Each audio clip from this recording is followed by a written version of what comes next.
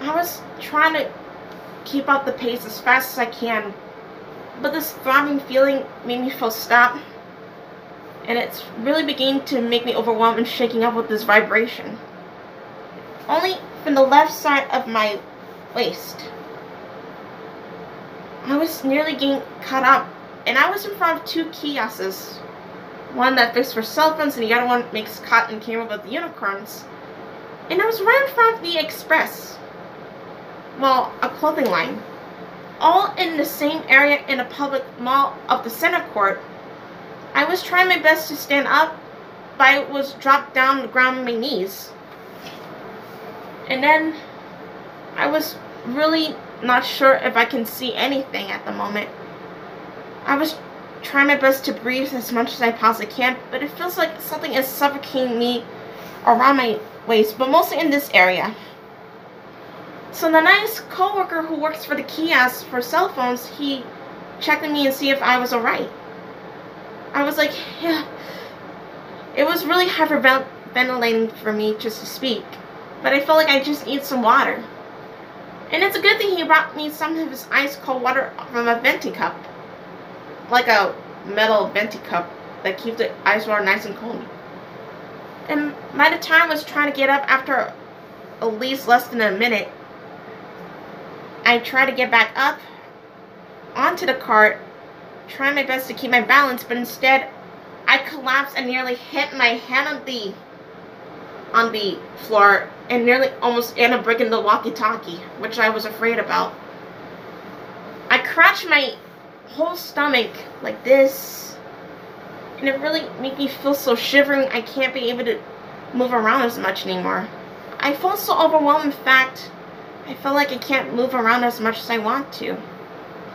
So it took the nice co-workers from two kiosks, and the security guards immediately saw what happened. So was the police officer that I saw from the restaurant district along with them that very night. It really felt hurtful for me. In fact, I just wanted the pain to stop.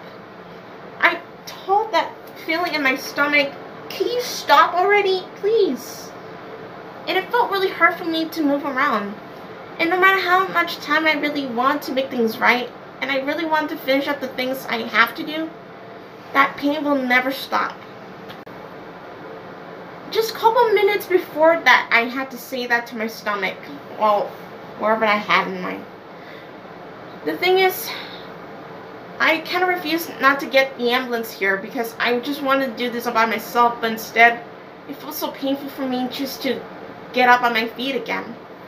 But it's a good thing the nice co-worker who works from that kiosk, well, the cell phone, he lent his brown little jacket or sweater right up over my head where my neck might be. And one of the security guards told me I had to lay back at the moment. Even though I was so embarrassed, but I tried my best just to breathe in, breathe out, and try to lie down. I felt like I needed to take a nap before I had to at least yell at the pain in my stomach just to stop. But I had to immediately call my roommate and say that I might be in a hospital that very night. Later that night, because what was happening. And he didn't even notice. But the only thing that still made me feel really surprised that I noticed I can't be able to see or be cleared with. One of the security guards have taken a picture of me on an actual phone. One of his phone, and sent it out to my boss. And of course, they immediately got the ambulance after I feel like they're persistent. I have to be rushed into the hospital before something else might make me feel even more dehydrated, more physically hurt, and more really pale that I can't be able to do anything anymore. I felt like I lost my oxygen. In fact, I felt like I was really scared to die. Well, no offense to anyone, because I never thought that way. But it feels so hard for me just to rest on a hard floor. Even being in front of a million people who are watching me on the ground, feeling physically hurt.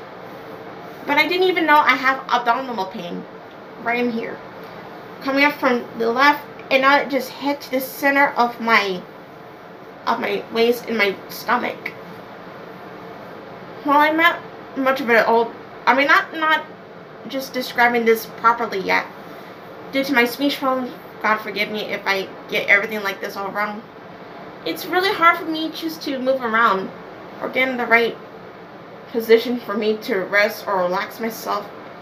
And it feels really uncomfortable for me to be lying down on the hard ground, having many people to watch me, but it's a good thing that the captain, security, the director, and police officers, everyone I knew, they were all surrounding me. They wanted me all safe and sound. And I need some air, I need some oxygen. Then I try my best just to laugh off the pain out of my stomach. I remember this phrase and had to joke around with my security director, saying, like Bart Simpson says, "Ugh, I feel like something crawled inside me down to the crap." I'm sorry if that sounds really inappropriate, but it's true. You guys may want to check that episode somewhere here. But the important thing is, after at least almost 10 minutes then, lying on the ground, and I can't really remember, the ambulance were finally here, and they were named Joshua and Stephen. Well, they finally got me onto this actual mat with a rolling cart with wheels on it. It was like the first time I'm being ridden on that bed all the way into the ambulance and AMS. Yet, it was really a little bit fun, but it's really scary for me just being watched and overwhelmed and trying my best not to make myself look like a dork or fool out myself. But it's kind of like the first time being in a physical pain due to this abdominal pain, which I never realized before. But it made me feel so calm and ready. But before I was about to try to move around, it felt really painful for me. But it's a good thing that the ambulance guy and my security director got me on my feet, both with their hands, the police officer on the ambulance guy on my left hand, and the security director on my right. And I had to use my legs and my whole butt, and of course including my stomach muscles to get myself off the floor. And it feels like I am the cheerleader again, getting onto my great shape. I was like, yeah! And heck yeah, I still got it. And I felt like I'm never even gonna get that physical shape feeling and spirited up again anymore. But it's a good thing I did. After I gained myself on that bed, they ended up taking me out of the whole mall, out the food court, right into the ambulance car, the truck. Only before that, I ended up getting my backpack, but I ended up losing my shamrock cookies that I got from my fiance's neighborhood market that time. But it's a good thing somebody ate it, I think. And it's kind of like the first time being ridden inside of the actual ambulance truck. But the only first time, it was only in front of the truck where my fiance ended up almost nearly getting a heart attack, which I was really freaked out about. And that was already been 3 years ago when it happened to me.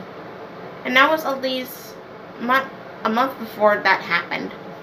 But the good thing is, I finally felt so comfortable that I was pretty much allowed to have a little bit of a conversation with this ambulance guy named Mr. Steven. So he asked me a few questions in my history background, and I just don't want to reveal my personal info, not here. But the only thing is I am diagnosed with is ASD, and I finally explained it out to him. But I never used an as an excuse as always to get out of trouble, and that's not what I'm in for.